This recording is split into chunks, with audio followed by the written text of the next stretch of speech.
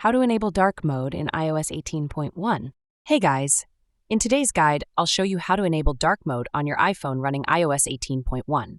It's super simple and great for your eyes, especially at night. Let's get started. First, open the Settings app. Scroll down and navigate to Display and Brightness. Under the Appearance section, you'll see two options, Light and Dark. Tap on Dark to instantly switch your iPhone to dark mode. Also use Control Center for quick access. Swipe down from the top right corner of your screen to open the Control Center.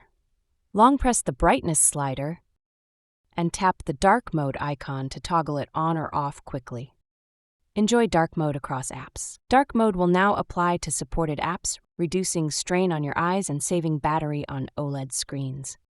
And there you have it. That's how you enable dark mode in iOS 18.1. It's quick, easy, and super useful. Don't forget to like this video and subscribe for more iOS tips and tricks. See you next time.